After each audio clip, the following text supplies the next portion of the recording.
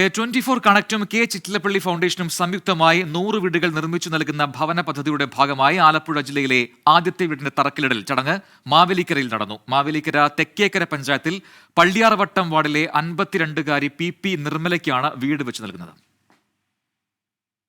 14ഉം 15ഉം വയസ്സുള്ള പെൺമക്കളുമായി 55കാരി നിർമ്മല വാടക വീട്ടിലാണ് താമസിച്ചിരുന്നത്.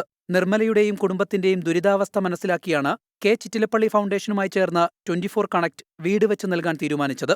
നിർമ്മലയുടെ മൂത്ത മകൾ സജന്യയാണ് കല്ലിടിയിൽ കർമ്മം നിർവഹിച്ചത്. എനിക്ക് 2 കുട്ടികളുണ്ട്. ഞാൻ ഇത്രയും നാളെ വാടകയ്ക്ക് താമസിക്കുവാണ്. ഇപ്പൊ എനിക്ക് 24 സാലും ചിറ്റിലപ്പള്ളി ഫൗണ്ടേഷൻ കൂടെ ഒരു വീട് വെച്ച് തരാൻ വേണ്ടി സഹായിച്ചു. ഇത്രയും നാളെ വാടകയ്ക്ക് താമസിക്കുമായിരുന്നു. ഒരുപാട് ഭർത്താവ് മരിച്ച ഒരുപാട് ബുദ്ധിമുട്ടായിരുന്നു. ചടങ്ങിൽ തെക്കേക്കര പഞ്ചായത്ത് സെക്രട്ടറി സിനി ആശംസയറിയിച്ചു.